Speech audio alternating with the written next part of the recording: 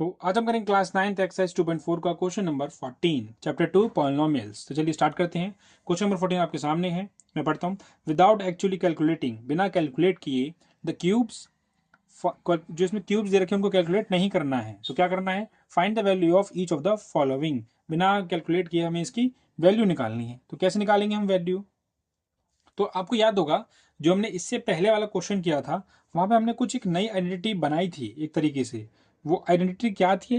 वो आपके सामने लिखी हुई है। वो थी, अगर x plus y plus z 0 है तो x cube plus y cube plus z cube किसके बराबर होगा? 3xyz के। तो वो आइडेंटिटी का इस्तेमाल हम यहाँ पे करने जा रहे हैं। तो चलिए करते हैं। तो सबसे पहले हमें ये चेक करना पड़ेगा कि x y z यानी 12, 7 और 5, इनका जो अगर इनको प्लस करके क्या 0 आ रहा है? तो चेक करते हैं। -12 प्लस 7 प्लस 5, तो क्या ये 0 के बराबर है? तो सॉल्व करेंगे। -12 एज इट इज रहेगा, ये दोनों प्लस प्लस के प्लस हो जाएंगे, 7 5 12। ध्यान से देखिए, ये नेगेटिव 12 ये पॉजिटिव 12 आपस में कट के किसके बराबर हो जाएंगे? ये हो जाएंगे 0 के बराबर हो जाएंगे। तो जी हाँ, x plus y plus z 0 आ रहा है। अगर 0 आ रहा है तो उसका मतलब क्या होगा? जो इनकी क्यूब्स की वैल्यू होगी, यानी 12 का क्यूब, 7 का क्यूब और 5 का क्यूब, वो किसके बराबर होगी? 3xyz। तो भर देते हैं यहाँ पे। तो हम लिखेंगे बाय यूजिंग दिस आइडेंटिटी। तो इस आइडेंटिटी का इस्तेमाल करके हम क्या कर रहे हैं? ये आइडेंटिटी आप यहाँ लिख सकते हैं, मैं नहीं लिखूंगा क्योंकि हमारे पास समय नहीं है। तो -12 का क्यूब प्लस 7 का क्यूब प्लस 5 का क्यूब किसके बराबर होगा? ये आपका बराबर होगा 3xyz। तो x की वैल्यू में ये, y की वैल्यू में ये, सॉरी, x की वैल्यू में ये, y की वैल्यू में ये और z की वैल्यू में ये भरना है हमें। तो 12, 7 और ये 5 भर दिया। सॉल्व करेंगे तो जब ये दोनों बराबर ही हैं तो सिर्फ हम इतने को सॉल्व करेंगे, क्योंकि जो इसकी वैल्यू सॉल्व हो जाएगी वही इसकी वैल्यू होगी, क्योंकि हमें जो क्यूब्स है वो कैलकुलेट करने ही नहीं है, तो इसे हम वैसे भी हम नहीं कर सकते, सिर्फ हम इतने को ही सॉल्व करेंगे।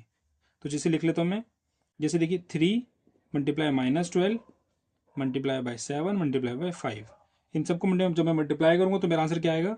1260 माइनस का। अगर ये इसका आंसर 1260 आया तो ये किसके बराबर है? ये इस पूरे के बराबर है। तो यानी इस पूरे का आंसर क्या होगा?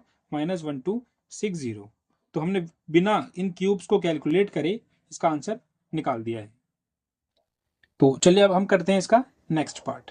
नेक्स्ट पार्ट सामने ही है हमारे, तो वहां पे भी सेम करेंगे कि देखेंगे पहले क्या x y z, यानी 28 -15 और -13, इन सबको प्लस करके क्या ये 0 के बराबर आ रहे हैं? तो 28,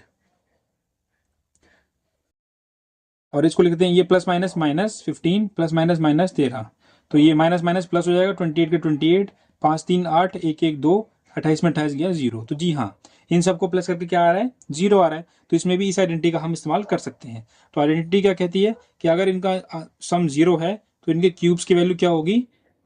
3xyz। तो इनके क्यूब्स की वैल्यू कर लेते हैं। इनकी क्यूब्स की वैल्यू होगी 28 का क्यूब प्लस -15 का क्यूब, ये -13 का क्यूब, इसकी वैल्यू होगी 3। ये x है, ये y है, ये z है। तो x की जगह 28 भरें, y की जगह -15 और z की जगह 13, -13। ठीक है। तो इसको सॉल्व तो वैसे भी नहीं कर सकते क्योंकि हमें क्वेश्चन वालों ने मना किया है कि भाई क्यूब को सॉल्व नहीं करना है। तो इसको सॉल्व करेंगे, क्योंकि इसको सॉल्व किया, इसको सॉल्व किया, बात बराबर ही, क्योंकि बीच में निशान कौन सा है? इक्वल्स का। तो जो इसका आंसर आएगा वही इसका आंसर होगा। तो इसको सॉल्व करते हैं अच्छे से। 3 मल्टीप्लाई 28 मल्टीप्लाई -15 और मल्टीप्लाई -13। चलिए देख लेते हैं। 328 -15 -13, इनको मल्टीप्लाई करेंगे। तो पहले ध्यान से देखिए, 3 को 15 से किया तो 45 आया, 45 वही माइनस का, उसके बाद क्या बचा? 28 और बचा 13। 45 और 28 गुणन करके आया हमारा 1260, बचा 13। जो हमारा इसका फाइनल आंसर है वो होगा 16380, वो भी माइनस में, क्योंकि यहाँ पे ये, सॉरी, माइनस में नहीं होगा क्योंकि माइनस से माइनस पहले कैंसिल हो गया। यहाँ पे ओनली 16380 आंसर आएगा।